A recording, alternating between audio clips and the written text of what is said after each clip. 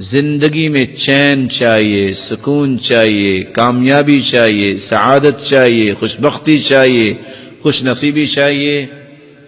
عقبہ بن عامر کی بات کو غور سے سنیے، اللہ کے رسول نجات کیا ہے؟ قال لا يزال لسانك رطبا من ذکر اللہ، تیری زبان اللہ کے ذکر سے تر ہو، دنیا میں بھی نجات ہے اور آخرت میں بھی نجات ہے۔ آپ کثرت سے استغفار کریں، چلتے پھرتے استغفر اللہ، لا الہ الا اللہ، الحمدللہ، لا حول ولا قوة الا باللہ، حسبی اللہ ونعم الوکیل۔ آپ اس کی لذتیں دیکھیے کہ آپ کی زندگی میں کیسے آتی ہے۔ اور قرآن کیا کہتا ہے؟ فَقُلْتُ اسْتَغْفِرُوا رَبَّكُمْ إِنَّهُ كَانَ غَفَّارًا يُرْسِلِ السَّمَاءَ عَلَيْكُمْ مِدْرَارًا وَيُمْدِدْكُمْ بِأَمْوَالٍ وَبَنِينَ وَيَجْعَلْ لَكُمْ جَنَّاتٍ وَيَجْعَلْ لَكُمْ أَنْهَارًا مَا لَكُمْ لَا تَرْجُونَ لِلَّهِ وَقَارًا۔ استغفار تم کر لو، نقد انعام، سارے گناہ بھی اللہ معاف کر دیں گے، موسلا دار بارشیں بھی برسائیں گے، تمہارے پاس مال نہیں ہے تو مال بھی وافر دے دیں گے، اولاد کی نعمت نہیں ہے تو اولاد بھی دے دیں گے۔ تم سارے پھل تو کبھی کھائے نہیں تم نے زندگی میں کہ سارے پھل ہی گھر میں لے آئے پوری منڈی اٹھا کے۔ تم استغفار کرو، اللہ تمہیں باغات کا ہی مالک بنا دے گا، تمہارے لیے نہریں جاری کر دے گا۔ بلکہ دوسری جگہ اللہ رب العزت فرماتے ہیں جس نے زندگی بھر سکون لینا ہے وہ کیا کرے؟ وَأَنِ اسْتَغْفِرُوا رَبَّكُمْ ثُمَّ تُوبُوا إِلَيْهِ يُمَتِّعْكُمْ مَتَاعًا حَسَنًا إِلَىٰ أَجَلٍ مسمى۔ استغفار کر لو، جب تک زندہ رہو گے اللہ تمہیں چین نصیب فرما دے گا۔ تم جسمانی کمزوری، مالی کمزوری، خاندانی کمزوری، ملی کمزوری کی شکایت کرتے ہو، ساری کمزوریوں کو قوتوں میں بدلنا چاہتے ہو تو اس کا علاج کیا ہے؟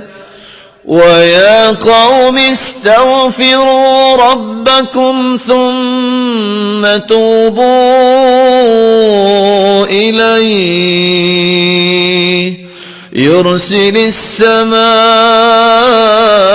عَلَيْكُمْ مِدْرَارًا وَيَزِدْكُمْ قُوَّةً إِلَىٰ قُوَّتِكُمْ وَلَا تَتَوَلَّوْا مُجْرِمِينَ۔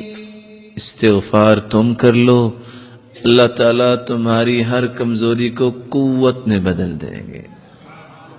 امام احمد بن حنبل رحمۃ اللہ علیہ گھر سے نکلے، مسجد پہنچے، کہتے ہیں کہ لیٹ ہو گیا ہوں، مسجد والے سے کہا مجھے کچھ آرام کا موقع دے دیجیے۔ کہا نہیں، ہمارا نظام ہے، یہاں نہیں کچھ ہو سکتا، جیسے آج بھی بڑے بڑے نظام دنیا میں موجود ہیں۔ کہا چلو مجھے کچھ یہاں انتظار کا موقع دے دو۔ ابھی یہ بات ہو رہی تھی تو ایک نان بھائی گزرا جس کا کام تھا نان بنانا، اس نے کہا اس کو میرا مہمان بننے دو، آپ کیوں اس کو کچھ کہہ رہے ہو؟ گھر لے گیا، چارپائی پہ لٹایا اور خود آٹا لیا اور کیا کرتا ہے؟ استغفر اللہ استغفر اللہ، آٹا گوندھ رہا ہے اور ساتھ استغفر اللہ کہہ رہا ہے۔ اور امام احمد بن حنبل دیکھ رہے ہیں، پوچھتے ہیں آپ کو استغفار نے کچھ فائدہ بھی دیا؟ کہتے ہیں جناب فقیر آدمی تھا، جب سے استغفار کیا مال سنبھالا نہیں جا رہا، اور جب سے استغفار کر رہا ہوں جو خواہش کرتا ہوں اللہ پوری کر دیتے ہیں، لیکن چند دنوں سے خواہش کر رہا ہوں وہ صرف پوری نہیں ہوئی، باقی ساری پوری ہوگی۔ کہا وہ کون سی خواہش ہے جو پوری نہیں ہوئی؟ کہا میں نے اللہ سے دعا کی تھی، یا اللہ وہ سنا ہے امام احمد بن حنبل ایک ہیں بڑے نیک انسان ہیں، یا اللہ میری بھی ملاقات کروا دے ان سے۔ کہا وہ تو میں ہی ہوں. وَقَدْ جُرِرْتُ إِلَيْكَ جَرًّا، آج میں گھر سے نکلا جیسے فرشتہ شاید تیرے ساتھ ملاقات ہی کروانے کے لیے مجھے لے کے آیا ہے. مَنْ لَزِمَ الْإِسْتِغْفَارَ جَعَلَ اللَّهُ لَهُ مِنْ كُلِّ هَمٍّ فَرَجًا وَمِنْ كُلِّ ضِيقٍ مَخْرَجًا وَرَزَقَهُ مِنْ حَيْثُ لَا يَحْتَسِبُ. جو کثرت سے استغفار کرتا ہے اللہ تعالیٰ اس کی تنگی کو آسانی بنا دیتے ہیں، اللہ تعالیٰ اس کی مصیبت کو خوشی بنا دیتے ہیں، اور وہاں سے رزق عطا کرتے ہیں جہاں سے اس کو کبھی گمان نہیں ہوا. اللہ کا ذکر یہ 5واں اصول ہے کامیاب زندگی گزارنے کے لیے، اور کثرت سے درود پڑھنا. اللہم صلی علی محمد وعلی آل محمد كما صلیت علی ابراہیم وعلی آل ابراہیم انک حمید مجید. اللهم بارك على محمد وعلى آل محمد كما باركت على إبراهيم وعلى آل إبراهيم إنك حميد مجيد. من صلى من أمتك صلاة واحدة، ایک مرتبہ جو درود پڑھتا ہے، انعام کتنے ہیں؟ 5. كتب الله له 10 حسنات ومحى عنه 10 سيئات ورفع له 10 درجات وصلى الله علیہ وملائکۃ 70 صلاۃ فلیقل عبد من ذلك او لیکثر.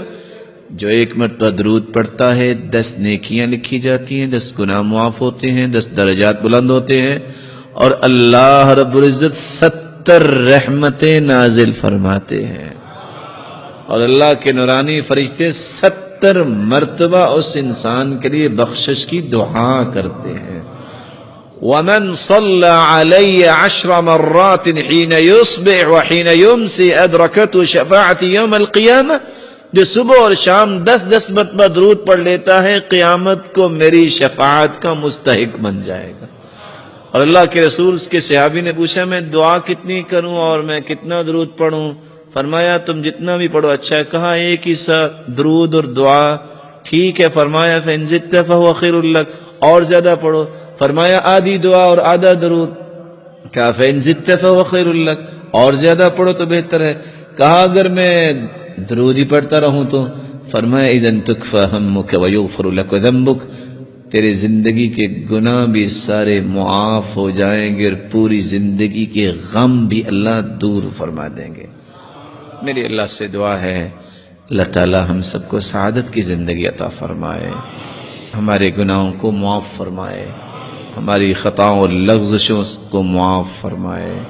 اللہ رب العزت جو صاحب اولاد ہیں ان کی اولاد کو نیک بنا، دست و بازو بنا، آنکھوں کی ٹھنڈک بنا، صدقہ جاریہ بنا.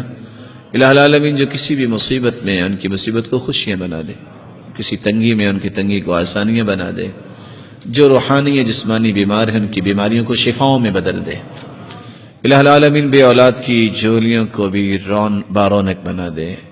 الہ العالمین صاحب مال کے مال میں برکت فرما اور تقوی نصیب فرما، اور فتنوں اور آزمائشوں سے بچا، اور بے روزگار کو تونگر بنا دے، اور مخروص کے غیبی خزانوں سے مدد فرما.